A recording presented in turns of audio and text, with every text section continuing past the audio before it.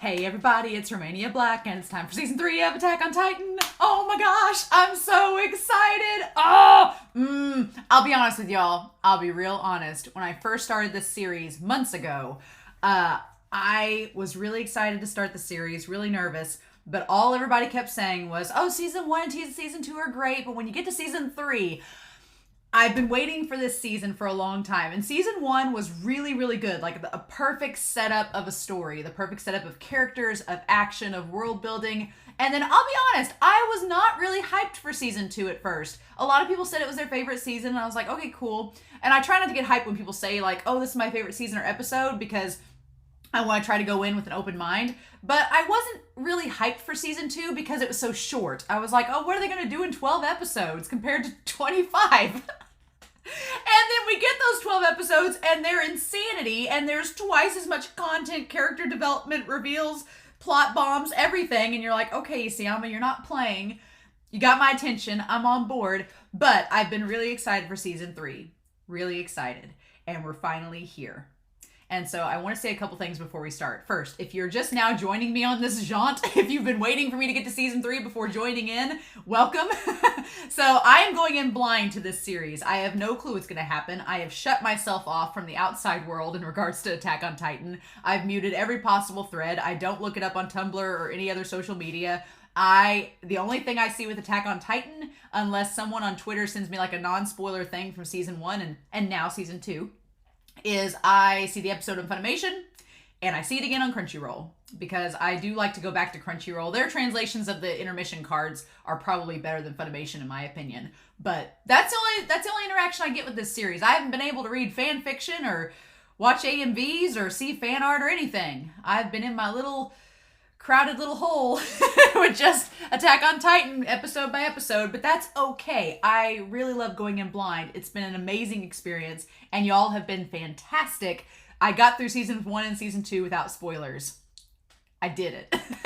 So going into this third season, that brings up a very important point. I don't monetize these videos on YouTube. None of my stuff's monetized. The only monetization I have is Patreon. So I can't really afford a moderator. So everybody's been really cool and chill about moderating the comments. With this season especially, knowing what I know, that it's going to be crazy, I am probably going to, bear with me, I will try to answer everybody's comments in the comment section, unless you're going to be a spoiler, and then I won't answer it.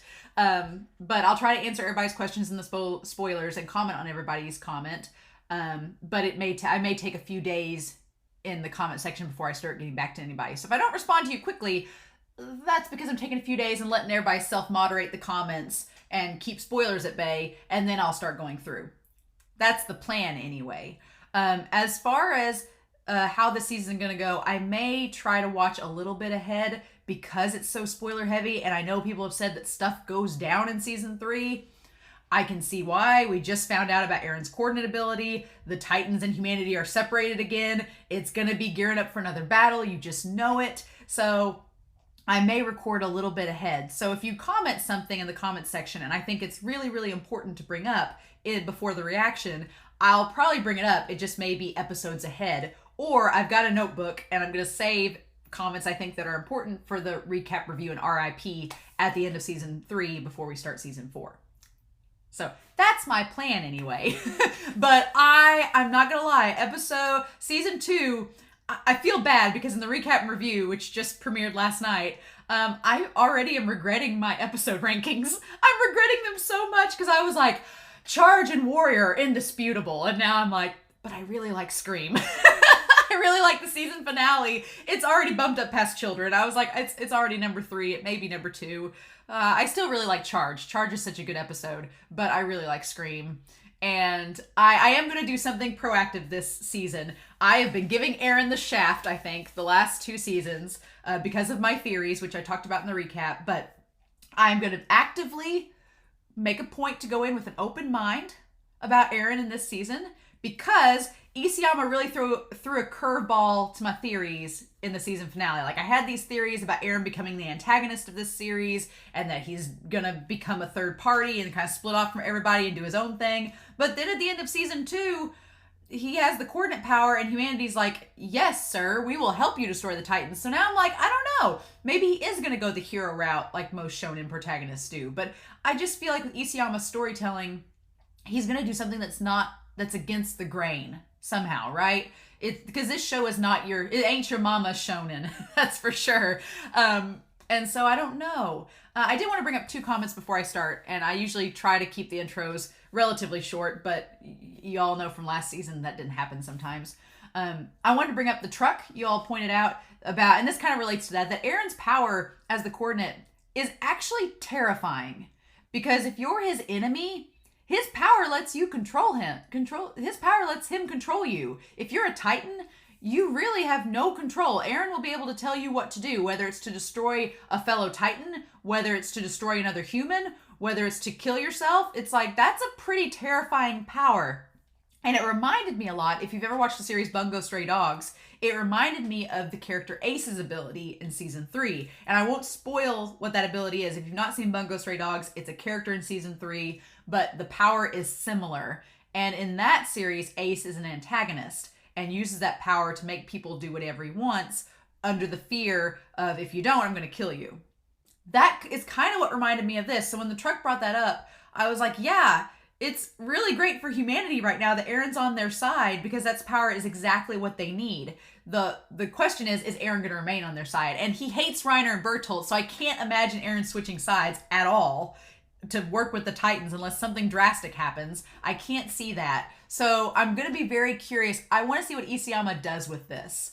Isayama's given Eren this ability, and we know Eren has trust issues. We know Eren is a flawed protagonist, but is a likable protagonist. I really like and relate to Eren now, especially after episode 12. So I want to know, what is Isayama planning with him?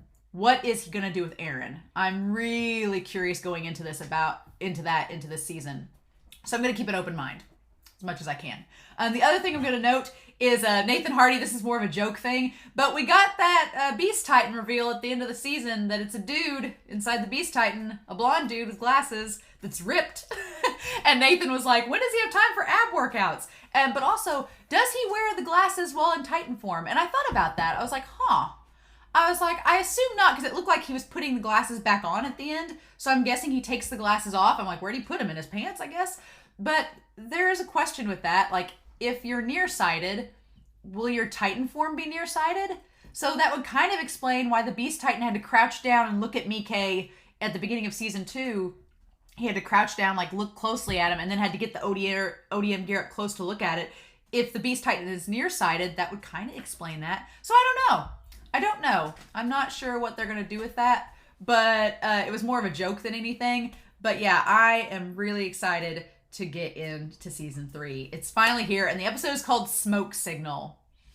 There's a lot of things that could mean, but I don't know. We shall see, right? So I've got my coffee,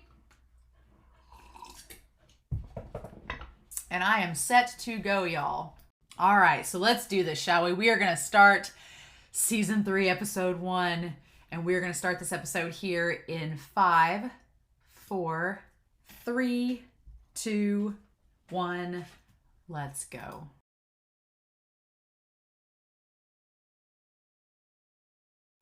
Hello, season 3.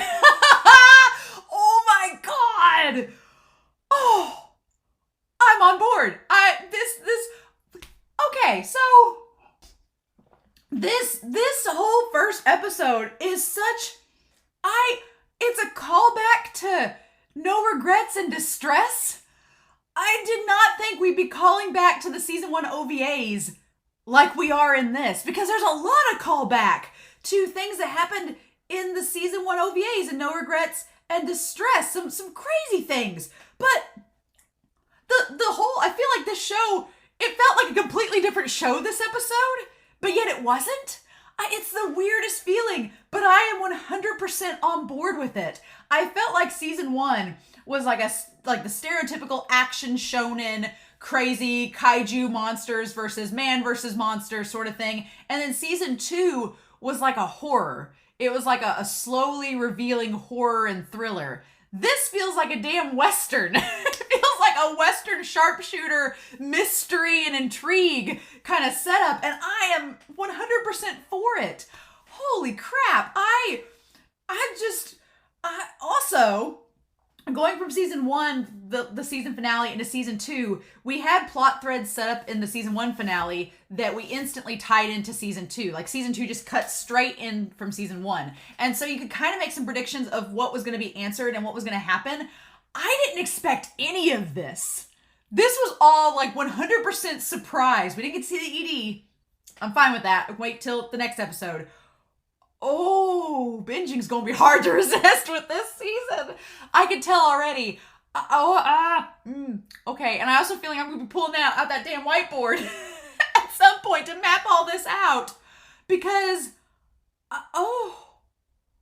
this episode, y'all, I am so excited. So we gotta talk this out. We gotta talk through this because there's so much that is set up, that is revealed, that's just put in motion here. I wanted more on... Levi was absent almost all of season 2. Almost all of season 2, Levi was absent. And I said in the recap, I was like, who knows? Maybe in season 3, he'll go back up to S tier for me. He's already back up. Like in the OP, he was back up. I'm like, okay, Show's like, Isayama's like, I know that y'all want to see more of Levi. I left him out of the last season. Now you're going to see a lot of him, probably, and I'm all for it. Holy shit. Okay, all right, we need to go through this because there's some terms, there's some things wrapped around, there's lots of things mentioned. So the start of this episode, the very opening scene, it's in the future, right? It's in the future, and so we have like by the ocean, and there's Eren standing up, right? Beyond the wall, there's a sea, or so Armin said. So going back to that book, that was the book his grandfather gave him. So back to that book that Armin was talking about. And okay, it is not lost on me that the shadowy figure that we see, that I'm assuming is Eren, the shadowy figure there is connected to the shadow in the ED of season 2.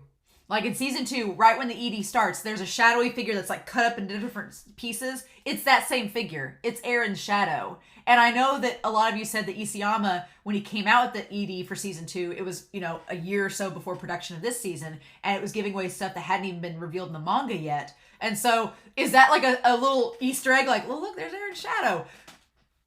Oh my god. And it kind of looks like a Titan, like the Colossal Titan, which is interesting. But his hair's grown out? And he has ODM gear? So yeah, his hair is all grown out. Like he hasn't cut it in a long time. And he has his ODM gear. But past the sea... Well, he doesn't have the canisters. He just has the other stuff. But past the sea... I always wondered what's beyond that. Oh, man. Oh, man. Oh, man. So, yeah, I just love that we don't know. It's clearly in the future, but we don't know how Eren got there. He clearly had to go past Wall Maria. So, is it a dream?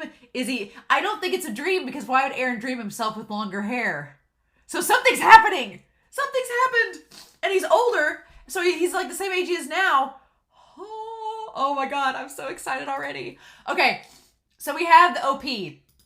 It's really cool. Like I said in the reaction, I'm watching the uncut version now. I had to watch the simulcast version for season 2 because Funimation did not have the uncut version available in the US to watch for reasons. So I had to watch the simulcast. So the animation's clean as hell, but it does look a little different. But again, they had like a year to go on there. The animation's great, but it looks a little bit different. It's kind of cool. Like each season, the animation style changes just a hair. And I know that the same animation studio has done seasons 1 through 3. So it's still the same animation studio. I know with MAPPA, it'll probably look different because it's a different animation company. But this OP and everything, I love it. It's a much more low-key OP, and I'm probably wrong, but it doesn't seem as spoilery. I say that, and y'all are probably watching this going, you have no idea. So, which is fine. But yeah, so we get, it's kind of interspersed between shots of Levi and the shot of our trio. And so we see Levi underground in the underground city below Walsina, which is where in No Regrets we find out that he's been living up until he joined the Survey Corps. So we've got that like beginning with Levi as a kid. I'm excited that we get to see Levi's backstory. And then Kenny the Ripper. Oh man. So we get him with the bourbon, but there's like a little trail of like magic dust and stuff through it, kind of like the Aurora Borealis, but we got him with all the booze bottles and the trench coat and the black hat. And I'm so intrigued by Kenny and Levi. Oh, buddy, I am intrigued. And it shows him with the hat. And so then we see Erwin with a dude that I'm like, is it his dad? Erwin Smith, is it his dad? Because it shows him like sitting there with the book. And Erwin's looking back at him. Interesting. And like, but he has glasses. I'm like, is that the Beast Titan? It would be hilarious if Erwin's dad was the Beast Titan. I'm like, what? So but yeah, and then Historia, we'll talk about Historia. But I like that we're possibly getting Levi and Erwin backstory. I've wanted it since season 1. I have craved Levi and Erwin backstory, and we got a taste of Levi backstory in No Regrets, but not a lot. And so then we see Carla with Grisha and little baby Eren. I'm like, and I like that when I like that there's the cut for the Titan in between the hand and everything. I like it. And then, yeah, little baby Eren with Carla and Grisha. And wow, and that Eren looks a lot like his dad in that one shot. It's weird. Eren looks like his dad in the eyes with Grisha, but then he, in the eye color, but then also in the mom's face, he looks a lot like Carla. So that's so interesting. And then it shows us back to the house. And then we see Eren and the young version of him versus the older version of him looking around. That's so freaking cool. I love it. I love that the younger version is looking up at him. And you can see the height difference. That's neat. Very neat. And then Armin and Mikasa, of course. And then we see an older, and he looks older. And then we see, okay, so Marcel is in this preview, so are we going to get, and they're so babies. The little baby Reiner and baby Annie. Baby Reiner, his head is so disproportionate. It's kind of adorable. But we see Marcel too. Interesting. And then Historia by the fence, looking sad. And then, okay, I wanted to go back and see, for a second there, it looked like baby Erwin and Levi, young Erwin and young Levi. So I'm like, I thought No Regrets that was the first time they'd ever met each other, but maybe not. Maybe fate made them see each other beforehand. Interesting. And then there's a shoe falling and a basement key. Why is there a shoe falling in a basement key? I'm going to probably dissect this OP. It doesn't seem like there's as much with the OP this time around, but I'm sure that as the season goes on, that will change. And also, if y'all said that stuff goes down this season, I like that maybe the show is being a little bit coy and saying, we're not going to give you a lot of reveals yet. We're going to, because the OP gave away really nothing for me. And so this episode was a complete surprise. I was like, oh, okay, that's what we're doing. Oh, y'all, I'm on board. I am 100%. So, yeah, so we got back to them in the middle, I'm guessing at Walrose, out in the middle cleaning up, that looks like a base. So it looks like they're establishing camp outside of the city in Walrose in a place, I guess so they can experiment and have some open space where nobody's at. So they're at an abandoned place that they're doing it. And I like that Eren takes Levi completely seriously in terms of cleaning. I like that Eren has respect for Levi, which is cool. I like that because Levi is a very genuine character. And of all of the Survey Corps, I would say Levi is probably the most trustworthy because Levi doesn't really have any ulterior motives. Levi is very much like Eren and Mikasa. He wears his heart on his sleeve in his own quiet way, but he's very honest and blunt. And if he cares about you, he'll do anything for you. But if he doesn't, he'll be very honest about that. So I feel like Levi, of course, would be somebody that Eren could trust and respect because Levi is very genuine. So I like that. I like that kind of is represented in this moment where Eren's like getting on to Jean for making it dirty. He's like, don't you understand? We have to keep this clean. Levi told us. And it's like, eh. And of course, Jean is like, can't you see we're busy? Oh, who cares? And he's like, do you think that will satisfy Captain Levi? And Eren's getting better at the sincerity. He's getting better at the sincere face. He's clearly learned. if I hadn't personally given your sheets hospital corners this morning. He's like so... he's pulling off the sincerity really well. And then John's like, are you my mom? Quit nagging. Which goes back to Jean's OVA, to A Sudden Visitor. This episode calls back to all the season 1 OVAs, with the exception of Ilse's Notebook. It's kind of amazing. I'm sort of floored by this. But yeah, Jean nagging. And then, of course, I like that they're like, Armin's like, should you be chopping firewood, Mikasa? You're still injured. And she's like, I gotta stay in shape. I gotta keep that MMA body up, baby. Mikasa's like, I'm gonna stay ripped and you can't stop me. And then Eren's like, if I try to stop her and she won't listen. Eren, the gestures on him, he's a lot softer in this episode. And I think it's because he's around all these people. I said that in the recap. I wanted to see Eren interacting more with the cadets. Because the last 2 seasons, Eren has either been stuck in a Titan's body or he's been driven off by himself and he hasn't been allowed really to interact with his friends. And so I've wanted to see that. And I think it's noticeable that when he's around all these other cadets, he's a softer, kinder, better character. And I really, really like that. That's really awesome. Especially his conversation with Historia, which we will get to. And then, what did he say here? He said, and then Eren's like, saying it doesn't matter what you do, you can't stop Mikasa, she's not going to listen to you. He said, I saw her doing sit-ups earlier. And then Jean, I love the animation of Jean like, you peeping Tom? And Eren's like, what? She was doing them out in public. He's like, how does that constitute as peeping? And he's like, Mikasa, you do know you're not a wild animal, right? Armin. And then, yeah, Sasha's like, it's almost like we're back at the cadets. And then Armin's like, well, kind of, except we're missing 3 or 4 people. 4 or 5, technically. So they're the new Levi squad. Oh, buddy. So Jean, Sasha, Connie, Armin, Mikasa, Eren, and Historia are the new Levi squad with Levi. So the 8 of them. Okay. Makes me nervous. Makes me really nervous. And I like Sasha has that little drool. I thought it was a piece of rice at first. I thought she had a piece of rice stuck to her lip, but it's drool from she's looking at the bread. Yeah. Protecting Eren and Historia is an important mission. And she grabs a little piece of bread. She's like, it's because we're talented. And then he's like, what'd you put in your bag? And I love that Sasha's like, nothing bread related. I love the humor of the show. This show had some levity, which was good because it balances out the horrific darkness that is present as well. And then, I love we gotta focus. And then, Historia. I feel for Historia in this episode. I do. Because you can just tell Eren is with his friends and he's in a good place. So he isn't exactly viewing it like Historia is.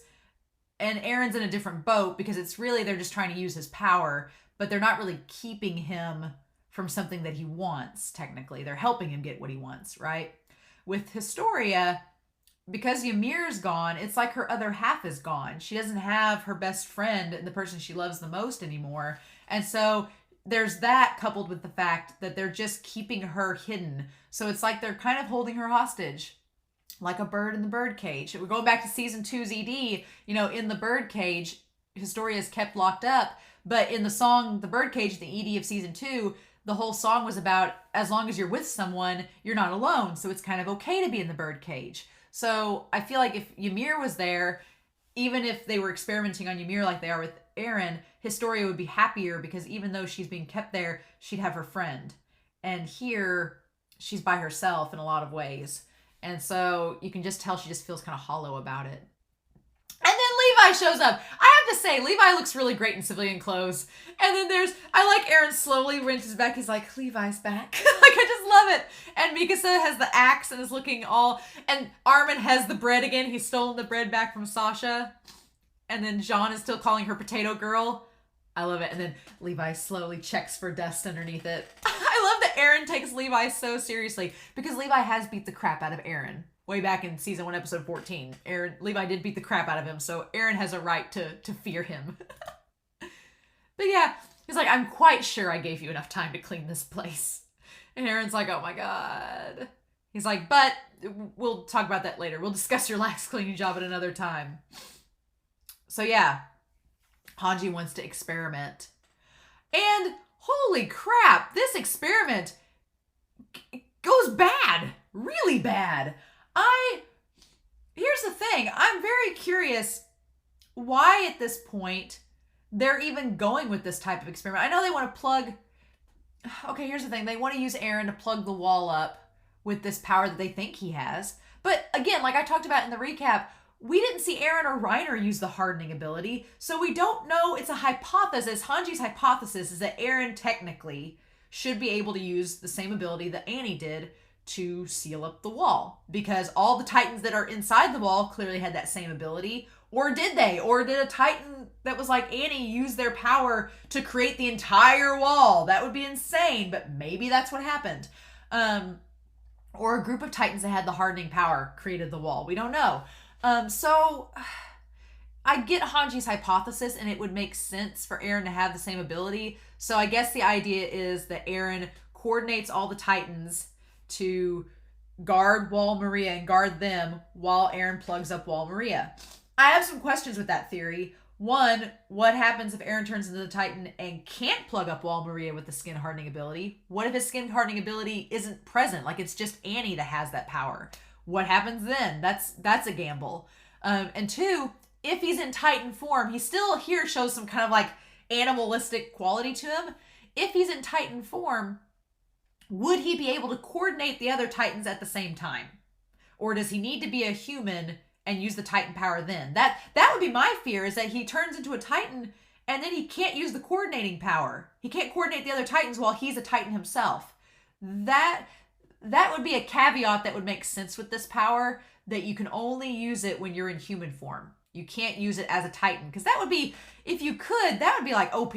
Like he could turn into a Titan and coordinate all the others. That'd be a lot. That'd be a lot of power. So I think at this point that he can either turn into the Titan to fight, or he has to stay human to coordinate. But I don't think he can harden his skin. I just don't think that that's the case. I think Annie has that power because there were so many opportunities that Bertolt and Reiner could have used that same ability and they didn't. And so that leads me to believe that they don't have the same ability she does. And so I don't think Eren does either. But yeah, that's a good point. Eren is kind of like emaciated and is like really just like he's sticking out of the Titan, like he's already shriveled up.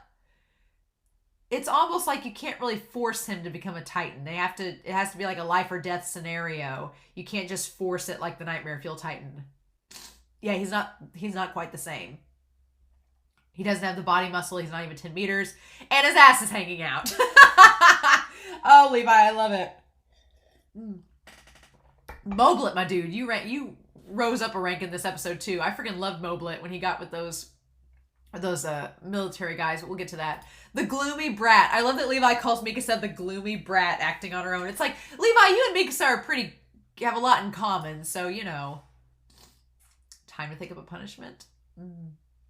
Yeah, smoke signal. Oh, man. So, yeah, and I'm sorry, but them lifting him up, and Eren's got some abs showing. He's got the formation of some abs. He's clearly been working out, you know. But when it ripped off his face, and she's like, he's bleeding. And it ripped his face off. No, his eyeball's out. Oh, nope. Nope. I'm like, that was disgusting. I'm like, surely, are you lacking in human compassion? She's like, sketch the face. I want to see what it looks like. Oh my God, that's just disgusting. It's like, dude. And the tongue's hanging out just like the Titan. And Levi's like, we got a long way to go before we can use that hardening ability to seal the wall. And Armin's up there. I like that Armin's up there. So Levi and Armin are an interesting duo because it's kind of like Mikasa and Armin, but Levi has, I think, a little bit more strategy skills than Mikasa. So he clearly, I like that they're relying on Armin to kind of piece together what can we do. Yeah. And then Armin's like, I knew we'd be grasping at straws from the start. I like that. I like that Levi and Armin communicating. Armin's becoming more and more of a leader. One of you commented, I loved this. Y'all commented on this back in episode 11, saying that it's hilarious that the enemies, Armin's enemies, have formed him into the leader that he is.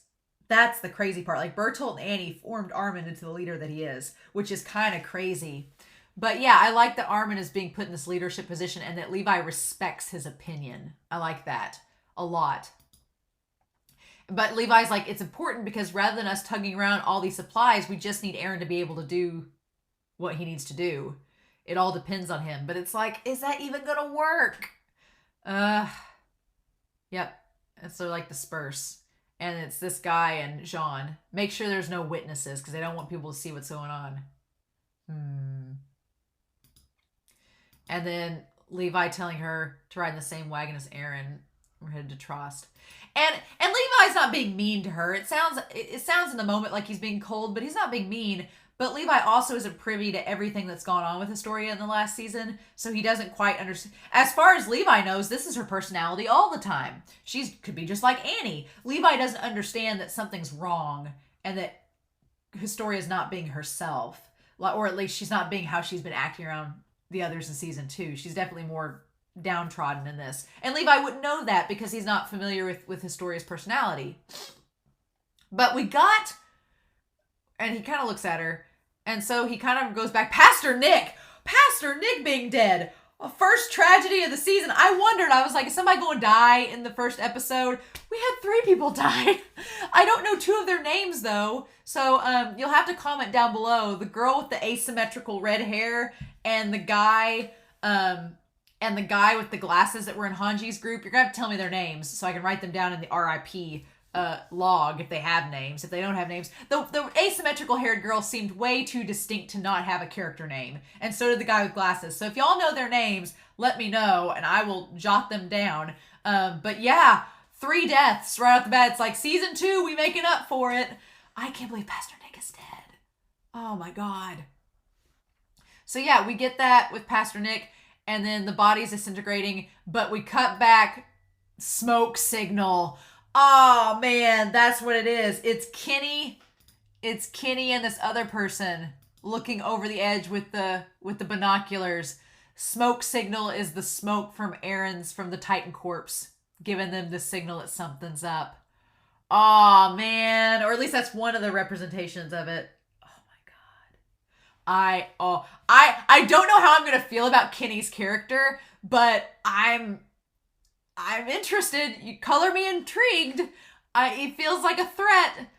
Okay, so we go back to this. Looks like Erwin's room, and Erwin having all these books. Very curious. And in the OP, we saw Erwin in the library with the guy that looked like either his mentor or his dad, reading books. I'm so excited to get into Erwin's character. I'm so ready. And so he has the sleeve hanging off that's without the arm. So clearly that's where his arm has been. It's just the sleeve. Okay. My great-grandfather, he lost his arm in World War I. And I never met him because he passed away before I was even born. But there's photos of him. He's a terrifying looking man. But in a lot of the photos, because he doesn't have an arm, he has the sleeve that hangs down like Erwin's. And so as soon as I saw that later on in the episode, I was like, oh, that reminds me of my great-grandpa. Craziness. So yeah, Erwin's lamenting that we could have plugged up the hole in Shiganshina in less than a day had Eren been able to use his information. But Levi points out a really good point. We lack information. For all the books that are in this scene, it's ironic because for all there's research books in a library in Erwin's bedroom. But for all, and I don't know if this is Levi or Erwin's bedroom, one of the two, but for all the books surrounding them and all the research at their disposal, they know nothing about the Titans other than what they've learned in the last 2 seasons. So it's hilarious and in the darkest irony that they have all this research at their disposal, but they still lack enough information to do something in regards to Eren. And so he's like, it could be a different story if there was a book about the hardening ability. If Eren couldn't do... So Levi's giving Eren some credit. Levi's like, look, because Erwin seems disgruntled at the fact that the experiment's not going well, and he's being like kind of impatient, and Levi's like, look... We got to give Eren some credit. We don't know how this ability works at all. Neither does Eren. So it's not like we can consult a guide manual and just figure out how this goes. Like, we're just grasping at straws trying to figure things out. You know? And I like that he says we have Krista know Historia Reese. And then we get into this. We get in the fact that, so he's like, maybe we could learn about the wall through her. And then Erwin talking about reading the report about her upbringing. She's the illegitimate daughter of Lord Reese. and it's by no means a happy story. And so, yeah, we bring this up. I've been questioning about Historia. So, a mere regional lord knowing secrets of the wall. But from what we've seen in this episode, that mere regional lord knows a lot more than he's letting on. And seems like he's pulling a lot more strings behind the scenes. A lot more. So that is intriguing. That someone that seems rather harmless is actually a big perpetrator in all of this. Very, very, very intriguing. I like it. I like a good mystery. I like a good mystery and a good thriller. And this episode is setting up so much that I'm like, we're going to go Scooby-Doo on this. I'm ready. It's going to be revealed that it was Old Man Jenkins this entire time. So we cut to Pastor Nick's room. And he's just sitting there praying. I really didn't know who was knocking at the door. But now I know it's the military police. I did not expect him to die. At all. We just got introduced to him. And barely got anything with him. And he's Thomas 2.0, you know? It's crazy talk.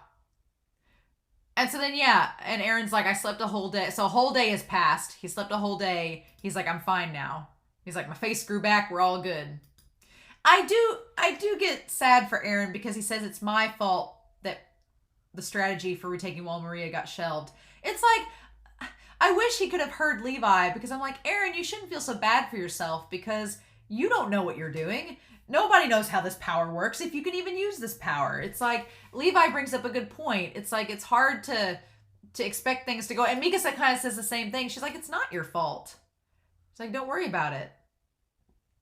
And then Connie, all I care about is getting a chance to fight that Beast Titan. And then, okay, so Connie says, whatever that damn ape is, I'll never forgive it. So again, y'all pointed out last season that Eren didn't know what the word monkey meant. Okay, is this a translation issue? If it's a spoiler thing, don't spoil me. But if it is not a spoiler, comment down below. If I'm like, is ape a mistranslation? Did he mean to say beast and they just mistranslated it? Because it's the same on both Crunchyroll and Funimation. They say damn ape. Both versions. So I'm like, how does Connie know? How does that work? But yeah, he thinks that the Beast Titan, rightfully so, is behind turning his parents and everybody into Titans. And he's mad about it. And then he kind of looks over to Eren. Connie kind of realizes that he like showed a little bit of emotion there. And then says it's time to go switch lookouts. So at the time, Sasha and Jean were looking out. I like this, Potato Girl and Jean. And so Connie and Mikasa are going to go switch out with them. And that leaves Eren and Historia. Am I starting to ship Eren with Historia? Am I after this episode? Am I so desperate for a ship in this series to go well that I'm going to ship them together? Maybe. Y'all can't stop me. But, okay, I'm joking, of course. I don't really ship Eren and Historia yet. But I love this conversation between Eren and Historia. I love this because they're both the birds in the cage. And I like I said earlier in this discussion, Historia feels all alone in the bird cage right now. And when she says it must be nice, you and the others, you have goals in mind, even though they won't be easy. So she feels isolated. She feels like she doesn't have a goal. She doesn't know what her purpose is. And she's like, now that Ymir's gone, I don't even know what I want. She's like, her and Ymir had been living for each other. And she's like, now that Ymir's not there, what do I do? And I love this setup because I feel like Historia feels comfortable talking about Ymir with Eren because she knows Eren was with Ymir, but also because they both can become Titans. They're both Titan shifters. She feels, again, going back to what Reiner said in season 2, who better to understand us than one of our own? So Historia probably thinks that Eren understands a little bit what she's talking about. He does. But I really like that. I like the idea of Eren and Historia are kind of both in the same birdcage together because they're both needed by humanity. Eren has a goal, so Eren probably doesn't feel it the same way Historia does, but they're both being used to an extent. And I think that they both are in kind of the birdcage together. And I love this conversation because it allows Eren to kind of relate to Historia and come through to her. And then Eren's like, yeah, isn't your goal that you want to save Ymir? Isn't that it? And she's like, well, yeah, but she's like, it's going to be easier said than done. She's like, and the Survey Corps, here's the thing. The Survey Corps doesn't care about Ymir. That's not part of their plan. That's not part of their goal. Their goal is to use Eren's ability to seal up Wall Maria. But once Wall Maria's sealed up, Ymir ain't really going to be able to come back if she's already scaled over the wall, right? So for Historia, if they accomplished Eren's goal, her goal still isn't being accomplished, and the Survey Corps doesn't care about Historia's goal. So I feel bad for her. She's like, I wanted to save her, but now I'm thinking differently. Ymir chose her own path in life. And then, yeah, I have no right to change that and no need to. But then it's like, what do you do? And I love that Eren, he's like, hey, you're talking again. Like, he tries to bring it back around in a positive way. I'm like, go, Eren. All right. All right. And then he says, when we all came here, you told us all about yourself. But since then, you haven't smiled once and you rarely talk. And she's like, I don't see a need to. It's a pain. And then I love that Historia says, I'm sorry, but the good girl Krista that you thought you knew that was nice to everybody and went out of her way, she's like, that's not really me. And I love this. I love that Eren says, I think it's better this way. Because Eren's all about being genuine. Eren's about trusting someone and them being genuine. That's why he respects Levi so much, because Levi doesn't care what you think about him. Levi is going to be his own person, and you're either going to respect him or you're not going to respect him, but it's not going to change who he is. He doesn't put on a facade, and Eren respects that. And with Historia, he's like, it always felt before like you were putting on a facade. He's like, it was so forced and unnatural, it made me sick. And that kind of makes sense because Eren didn't really hang around Historia, and it's probably because he didn't like her being fake. So then, yeah, and I love that this ties back to distress, because in distress, Historia gets kidnapped, and Eren goes off to save her. And it's like, okay, we're connecting back to that tie-in. Like, Eren cared about Historia and wanted to rescue her back then, and now he's making a conscious effort to befriend her and be kind to her. I love it. I love it so much. And then he says, but the you right now is pretty normal. And Eren's trying to be that face, that smiley face. It's kind of flirty. It's kind of like him being like, but you're kind of normal right now. Like, it's almost like he's kind of flirty with her. A stupidly honest but normal girl.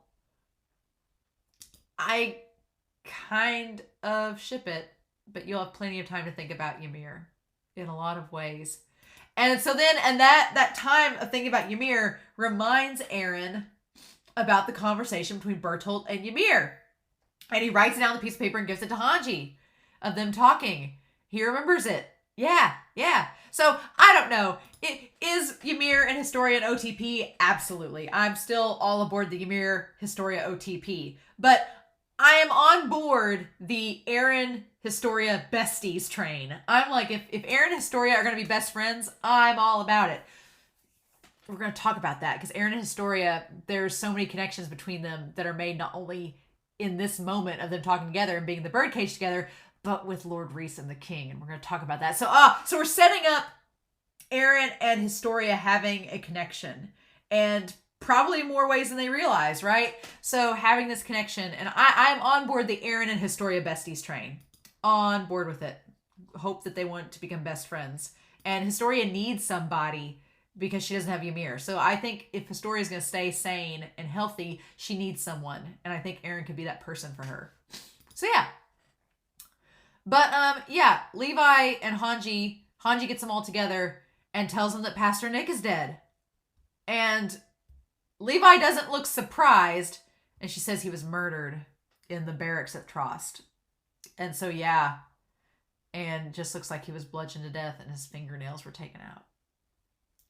And I love this conversation with the military police and Hanji, because you know what it reminds me of? I said it in the reaction, but it reminds me a lot of Armin talking to Bertolt and Reiner, just stalling for time. Hanji using the exact same strategy as Armin, because Hanji may not be the most physically strong. And Moblit, like grabbing that guy's hand. Moblit, my dude. Moblit grabbing that guy's hand and be like, excuse me, you're talking to 4th Squad Section Commander Hanji Zoe and Executive Officer Moblit Burner.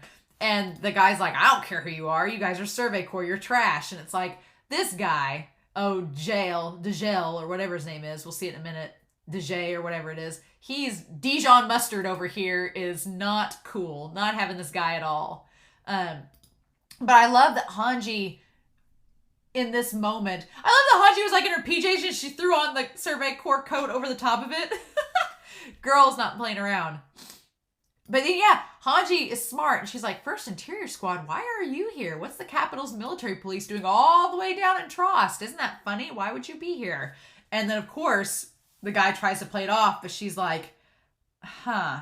Yeah, that doesn't make sense. Why are you here of all places?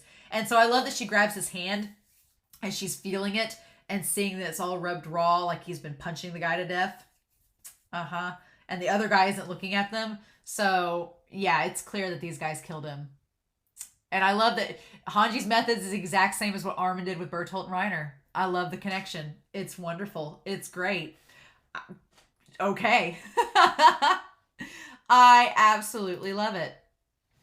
And then, yeah, Hanji has this moment to tell them all that Hanji says, you know what? I hope you tell this to exactly who murdered him, that the things you did to him may have felt righteous and just, but personally, I couldn't care less about any of that. I love this. I love this. To you scoundrels, I'll ensure that you're tortured alive like my friend and experience suffering above and beyond what you did to him. So we got word. And so, yeah, I like that compared to episode, it's like, what a callback. In episode 1 of season 2, Hanji was dangling Pastor Nick over the side of the wall, threatening to throw him off the edge. And here, a season later, in episode 1, she is defending him in death. That's so damn cool. What a contrast. What a parallel. But I love in that moment that we also get established that Pastor Nick, they had not told anybody that they knew the things that he knew. They'd just been passing him off as a civilian that was a chair maker. And they were passing him off that way so that nobody would get the connection that they'd talked to Pastor Nick and that they learned about Historia through him. That's important. That's like galaxy brain strategy. I love it. Hanji, my dude, passed that message along. And of course those guys are like, well, shit. You know, like they know what they've done. And then Moblet's like, oh, Section Commander. Yeah, Giselle Sanis. All the skin on his fist was split. He got tortured and then killed. Ugh. Yeah. Damn. And so, yeah, the church would want to deal with Nick since he was cooperating with the scouts. So we're getting into, I said this back in the recap. I'm like, I want to get back into politics. I want to get back into the royal family and the government. Gang's all here. We're doing it. Isayama's like, oh yeah, I know you need this stuff. Now let's go back into this. I really want to see the Titan world. But I'll be honest, I'm hoping that we see more of the Titan world later on in the season. But I'm loving that we're getting back into, one thing I loved about season 1 is that it established that Titans aren't the only problem. It's humanity. Humanity has a lot of problems within itself. And then you add the Titans on top of that. So with this, I love that we're getting into the idea that, yeah, the Titans are a problem, but we got humans to deal with now, and they're even worse or not or as bad. So, and that's why they hid his identity and had him stay in the barracks. And I like that poor Jean looks so sad that he's dead. I was too careless. And Hanji taking the blame for it. So we get the asymmetrical haircut girl, the dark-haired guy, and the guy with the glasses, 2 of which died from Hanji's group in this episode. And I like that Levi just slurps the tea like, well, damn. And I love the way he holds the glass. And so, yeah, they tortured him to get the information. But Levi makes a really good point. Levi saying, okay, how many nails did they take out? And Hanji saying all of them means that he never told. Until the very end, he kept his mouth shut. Because otherwise, they would have stopped ripping out nails if they'd found out. That's a really good observation from Levi's standpoint. I'm hoping it's true, and they haven't learned about Historia. I'm hoping it's true, although it seems like they have some suspicions. Right? And so then they get the message from Erwin to peace out immediately because the military police and all them and the government's up to no good and their eyes are fixed on them. And yeah, they're going to just burn everything down. And then, yeah, the asymmetric girl comes back with a message from Erwin. Yeah. He sent me off with this. So she didn't even get to tell him about Pastor Nick. Ah. Damn. And then, yeah. Yep, and it looks like they're all military police. Damn it. So, interesting. We got our coats. Everybody's in civilian clothes, but with the ODM gear and the muskets. Man. New orders came from the government. Oh my gosh. There's been a freeze on all scout regiment activity outside the wall. And they're telling us to hand over Eren and Historia. The message, right after the message that he gave her, the military police came for him. And there's old Niall. He's back. He's back, baby. Niall is back, and he doesn't look happy. And then there's Erwin. And Erwin's like... And I love that Erwin is represented in a white shirt. Like he's just surrendering. And there's that visual representation because he doesn't have any gear on. He's innocent. There's that representation of that. And then we see the girl take off. I want to know her name. I like her character design. Sad she's dead. It's just like Nanaba 2.0. We get a cool female character with a neat design. It's like, bye. And then Hanji's like, they're treating him like a criminal. Someone's not working from the shadows anymore. They're moving for all eyes to see. So we're getting into, I said back in season 1, I had started to doubt myself, but I said back in season 1 that something was going on where humanity versus the Titans, something was going on where the government was in on it. The government and the royal family know what the Titans are and what's going in on this. And season 2 happened, and I was like, nah, I don't know. It doesn't seem like that anymore. Now I'm right back on the train. Isayama, you're tugging. It's like a damn seesaw. We're tugging back and forth. So yeah, somebody inside, and we established in No Regrets, going back to No Regrets, we established in No Regrets that there are anti-survey regimes that don't want the Survey Corps to go outside the walls. They don't want them to go outside the walls. They want everybody to stay locked up inside the birdcage. So there's all this coming back up again. Interesting. And then why do they want us to hand over Eren and Historia? Why not kill them? Yeah, that's the thing. And then Levi saying Ymir's phrase, who knows, right? But it's clear that the enemy is after those two. We don't establish who the enemy is. We just say the enemy, right? And it makes sense to go to Trost. It does. Go like right out in the open because it's chaotic there. So it would be a place to sneak in. And it's not near Cena. So because it's on the southern end of Rose. So it's the farthest from Cena that they could go. So it would make sense to start there because if you need to get out over the wall, I guess you could, you know. And so Hanji's like, lend me some of your squad. She takes Moblet with her to go get Erwin. I can't wait. I want to see Hanji and Moblet rescue Erwin operation. I want to see this. I'm excited for that. And then, yeah, they send everybody else. The rest of you follow Levi. And they just listen to Hanji without question. And then so here's the MacGuffin of the season, right? The MacGuffin, the information that you know is going to come back way later in the season. Eren gives her the note with a conversation between Ymir and Bertolt. But we don't know exactly what he remembered. We don't know what he remembered, but he wrote it down and gave it to her. And it's like, damn it, Eren, it's going to take us till the end of season 3 to find out what was on that note, isn't it? It just seems like one of those plot elements they set up, and it's like, it's going to be 10 episodes before we find out what that note said. It's like, oh, Isayama. Isayama, my dude. And then, so we get a female voice here.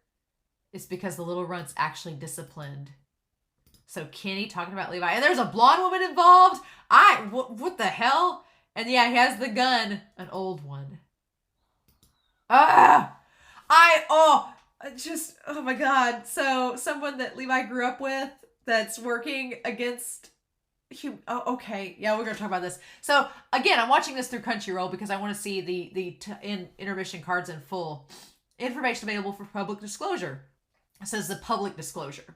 We're not just the truth of the Titans. The body of every Titan varies significantly, but each has a weak point. The height of 1 meter and width of 10 centimeters at their nape, corresponding to the size of a human's spinal cord to their brain. When severed, this area ruins a Titan's regenerative ability and results in their destruction. It is thought that this vital organ, the source of their being, is none other than a human inside. So, yep, that's what we think. That inside all these Titans have been people this whole time. You know, surprising no one. But, oh my God.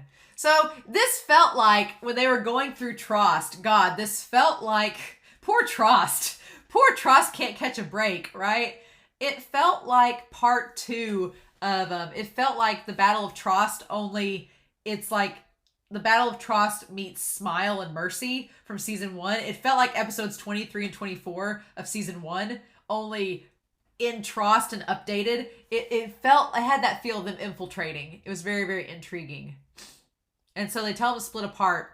And I like that when you rewatch, you don't see Historia and Eren, you don't see their faces. You just see the back of the heads because it's Jean and Armin. That's really, really cool and clever that the show doesn't give that away. So it's the king's coronation. Old King Fritz would not have imagined the king of this kingdom to be called Fritz. Fritz is such a weird name. It sounds aloof and kind of goofy, but this dude don't look aloof and goofy. Nah. So yeah, and they hand out a haul of rations, which is intriguing. And you kind of see, damn, I'm just now noticing it, but you kind of see, right before the scene cuts, you see Eren, or Jean as Eren, and you see Armin as Mikasa, but they're so, like, distanced from Connie that you can't really tell. And if you'd paused it and thought about it, Jean is way too tall, so it's too tall to be Eren, but and the face doesn't look right. It's a horse face. It doesn't look right. That's amazing. I love that it instantly cuts. So yeah, King Fritz has heard of Trost's hardship and will donate the royal family's reserves.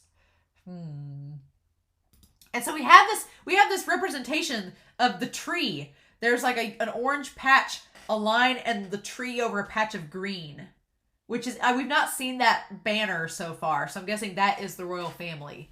Very intriguing. Very intriguing. And so, of course, everybody's really thankful that they're handing out all the rations. And Sasha comments what everybody's thinking on the outside. And that's, oh, what a king. He's generous. And then Levi says he's got more than he knows what to do with. Like, But that doesn't seem to be totally the case. But then I like Levi saying people are weak, especially when baited with food. And you can see Armin in the background as Historia and the ponytail and stuff. But if you look at the face, it's Armin's face with Historia's hair. And then Eren, his face is blocked by Mikasa's face. That's amazing show. I freaking love it. And then there was some guy that moved away. So it's like, And then we go to what looks like the Capitol. So this is a wall scene. So we have like 3 structures and the pillars. This looks like the royal family, the place. Like it's a giant ass compound. Okay. And it's all blues and gold, surrounded by pink and purple buildings. Interesting. The architecture is very interesting. By handing out these rations, 60% of the reserves are gone. That's a lot for one day to hand out 60% of your reserves in one gesture. Yeah. And so we've got these guys all standing around. Don't you think it's a bit too much for raising the people's morale, Lord Reese? So apparently it was Reese's idea to give out all the rations. And okay, so there's these guys all standing in a nice little formation here, and there's a military police guy guarding them, and then there's clearly the king. And so I'm assuming Lord Reese is the guy whose back is to us, that has the brown hair and the buzz cut, that has the brown hair. We don't see his face, interestingly enough. But we see this one guy with the green coat and the little connector there. But we don't see Lord Reese. Interesting. Yeah. And then Lord Reese says it's necessary. There was a need to raise the public's approval of the royal family. So it's all just a big political move. And so, okay, there's 5 guys standing around in front of who we assume is the king in all white, looking very sinister. Of course. So interesting. So, okay, we do get to see Lord Reese. Okay. So, because the guy with the coat. So, Lord Reese. Is Lord Reese the short man? He is the short man. Lord Reese is short. Interesting, which Historia is short. Okay. Intriguing. Okay, so we have five guys here in the king. We have the guy that has the military style green coat that has the little lapels that go all across. You have a man here with a little kerchief that has the looks like maybe blonde or ashen gray hair. We have him. We have a guy in like a military style coat. A military style coat that the military style coat kind of looks like the coats of the guys in the flashback with Ymir, right? It kind of looks like it. It's weird. Well, we've not seen that style of military coat, so that's interesting. And then we have a man that's with the church. Okay. And then Lord Reese is this little short man. I'm like, a little short man having an illegitimate child. He doesn't look like a playboy at all. I expected Lord Reese to look a lot different, like especially with the idea that she's illegitimate, but okay. And that goes back to Erwin saying a mere noble, like just a mere noble. So Lord Reese clearly looks on the outside like he's just a typical everyday dude, but has this presence within these look like the inner circle. This is the king and his 5 advisors, the king and his 4 advisors with the church. So I'm curious if the church is involved. Why'd they kill Pastor Nick unless Pastor Nick went rogue and the church was like, we can't have our secrets getting out. Nix him before they reveal too much. But okay, here's the line that Lord Reese says. More importantly, we need that power and the vessel. Well, the power is obviously the coordinate. Obviously, that's Eren. Eren is the power.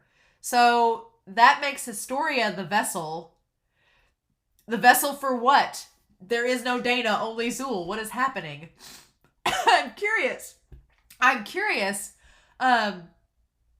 nose is stopped up. I'm curious because Lord Reese refers to that power and the vessel. Does Lord Reese not realize it's his illegitimate daughter that's the vessel? Because that's a very creepy terminology. If that's your daughter you're talking about, just calling her a vessel, it's a pretty creepy terminology.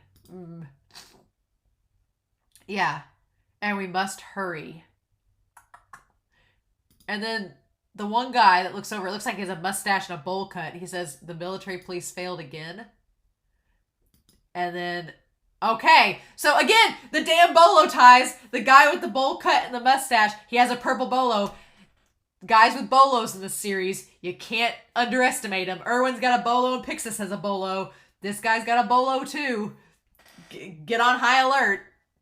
But so they get to Dejej and they said, I'll return and continue the hunt at once. So yeah, he failed. And they're like, no, we'll soon have what we need. That is set in motion. So my theory is these guys have hired out Kenny.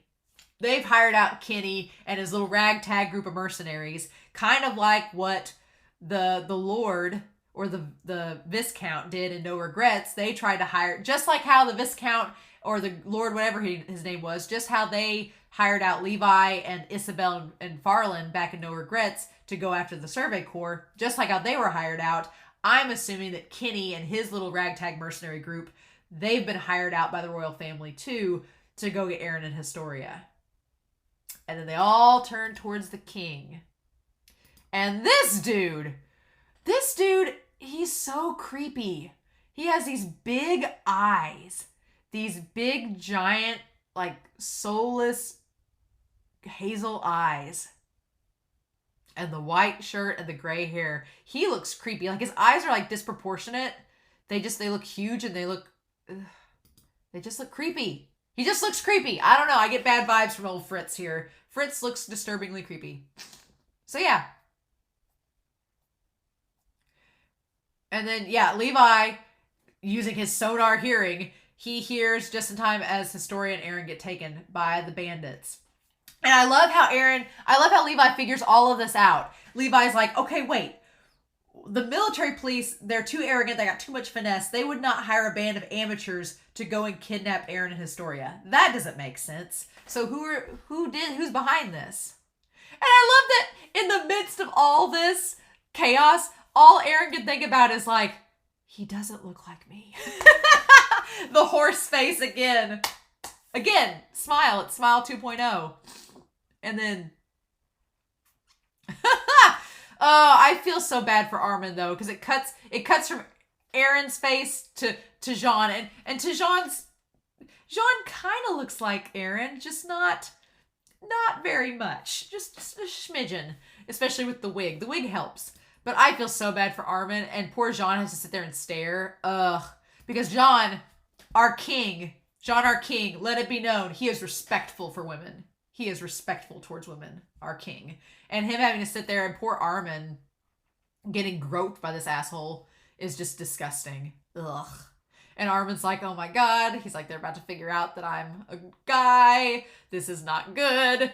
And I like that Armin's like, oh god. And Jean respectfully looking away as Armin glances towards him. It's like, oh god.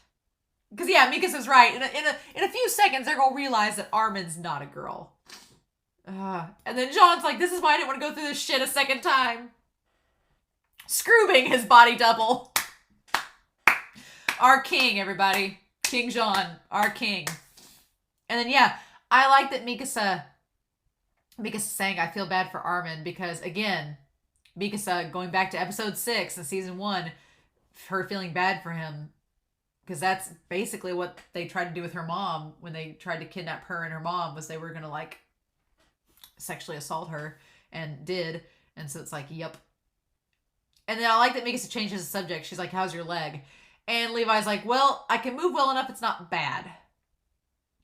So that's good, because this Kenny guy looks pretty serious. Pretty serious. So yeah, I like that Levi this whole time is he's trying to Scooby-Doo this, figure it out. He's like, something's going on, and I want to figure out why. What is happening? And so he calls him trash. He's like, you deal with the trash. I'm going to meet up with the others. And then, yeah, I'll tell you one more thing just in case, and tell Armin and the others as well. But yeah, the whole thing, the wagon being stopped midway, okay, talk about the rule of 3. I just passed that royal banner again. There's the tree with the roots in the ground, and the tree comes up and splits into 3 parts. So it kind of makes like a crown. But we've had the rule of 3 in all this, right? We've had our 3 trios. And we've had, there's the Survey Corps, there's the military police, and the garrisons. There's 3 there. So the rule of 3, there's something about the number 3 with this. It's intriguing. But yeah, and then of course the guys show up, and Mikasa's already taken them out. And it's like, yes, I love it. I love it, I love it, I love it. But yeah, I forget that there's not only, I'm so used to seeing Sasha with a bow and arrow in this. I'm so used to seeing Sasha with a bow and arrow fighting away, and them like using small knives and stuff. I forget guns exist in this world. I'm like, oh yeah, they have pistols and rifles and shotguns. Like, guns exist, you know? But it's established that iron and stuff is a rare commodity, because the military police guy was like, oh, well, there's reasons for them to attack Pastor Nick, because iron is like a precious resource. So clearly having a gun as a resource in this world is a hot commodity. You don't just get that. Not everybody just gets handed an assault rifle or a rifle. You have to pretty much be in the military to get those, or you have to steal them. And it looks like from the Kinney squad that they've been stealing some... Again, this was all prefaced back in No Regrets and back in episode 23 in Smile, when Annie was with the military police. When Marlo was getting onto the military police for smuggling out weaponry to the black market, I am certain that old Kenny and his friends are part of that black market that have been stealing the ammunition and the guns. So clearly, I'm assuming that Kenny and them are working with the military police. They're working with the government. The government is supplying them with black market goods and ODM gear. That's how it's just calling back to Smile, and it's calling back to No Regrets. Because it just calls back to Levi. And when Levi was like, we can move around the buildings, I'm like, it's just like No Regrets. It's Levi's in his comfort zone when he's using his ODM gear around the buildings. I love it. I absolutely love it. So then, yeah, and Sasha being a badass and shooting the arrow, being like, I don't know where I'll hit next. Who knows? But yeah, the captain's orders. And then, of course, they stop. And so the one guy with Hanji's squad is leading the wagon, right? And then we got the guy with the glasses and then the girl with the asymmetrical cut. That's with Levi. I feel bad for her. I didn't expect her to die right off the bat. Damn it. And the guy with the glasses, I didn't expect him to die either. But they're so close to Pixis. I'm like, if they can get to Pixis, I feel like Pixis and his forces are going to help them out if they can just get that far. but it's if they can make it, right? Because she establishes they're really close. And then Levi's trying to piece it all together. And damn, him just sneaking up from behind. Oh, that was terrifying. That was terrifying. And then he's like trying to piece it together. And assuming the wagon was being followed. And you could see in Trost, I do like the detail of this, that not enough time has passed that they could fix all the problems from when Eren and Annie fought. So there's still like buildings with things missing and destruction around the city. That's a really cool animation touch. They didn't have to do that, but the fact that they included those little details to show that not too much time has passed since season 1 is insanity. Yeah, it's crazy talk. But yeah. And then the wagon's almost moving again. Nifa! Nifa! There we go. That's her name. Nifa. Nifa died. I feel bad for Nifa. Poor girl.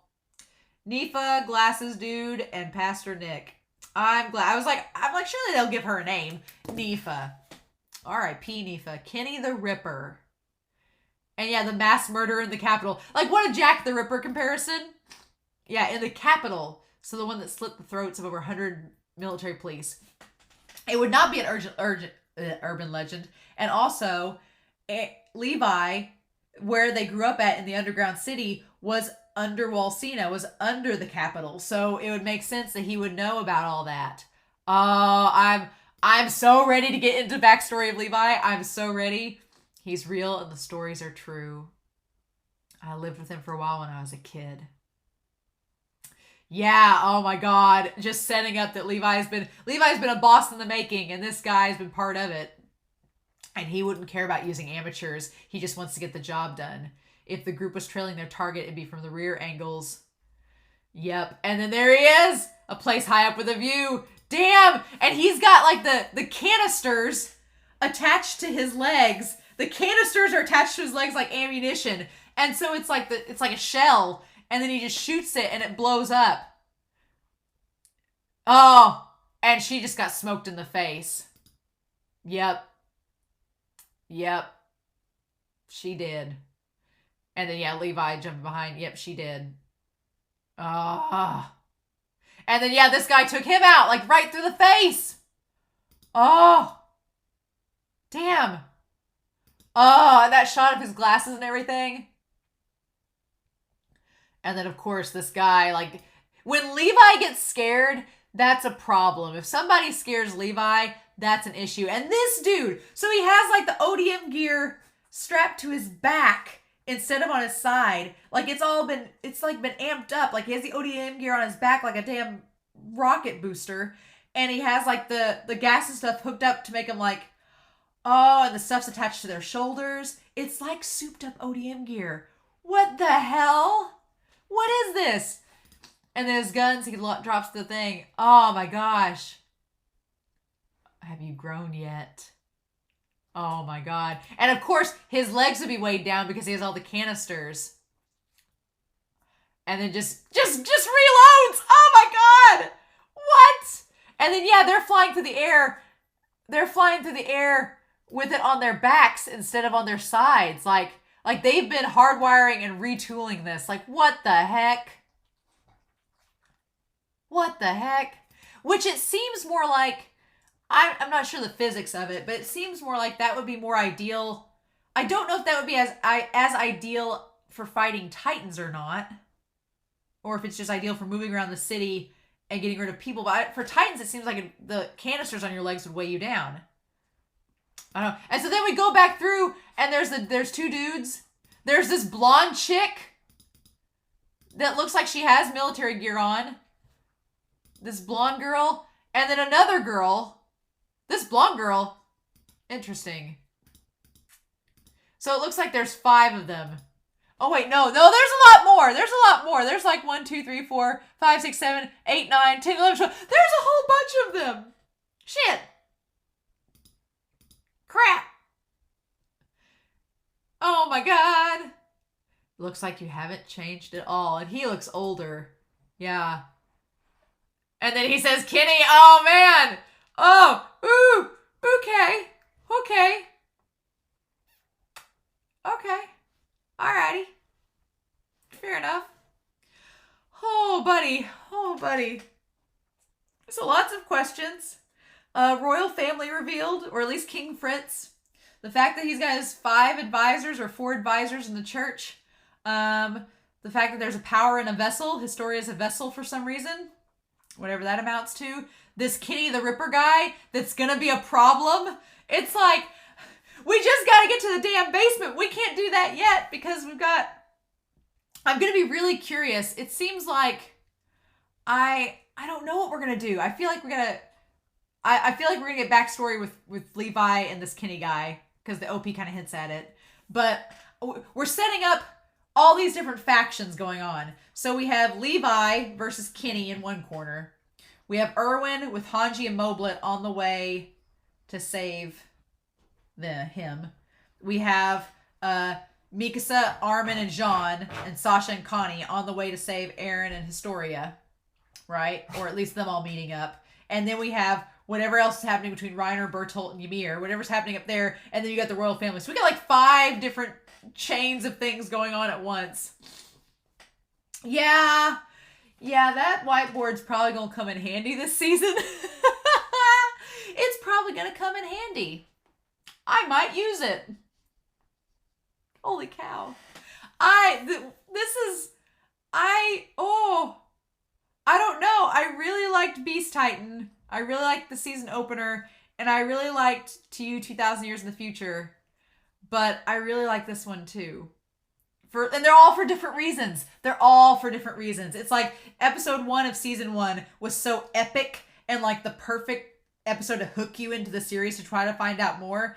Season 2, episode 1 was like the perfect episode to give you more questions and to make you like kind of get into the lore and what are we going to learn about the Titans. Episode 3 is like, now it's like a Western mystery adventure and what's going to go down next. And I want to see what happens. Like, so it's totally different vibes for all 3, but I'm on board with it. So yeah, welcome to season 3 of Attack on Titan. As always, I hope you all enjoyed this reaction and my long-winded ramblings. I'm curious to know your thoughts down below. Please no spoilers, or if you're going to put a spoiler, put a big old tag that says Romania. Please don't read, and then leave a big old space and then put your comment down there so y'all can talk amongst yourselves. But, oh my gosh, I'm so excited.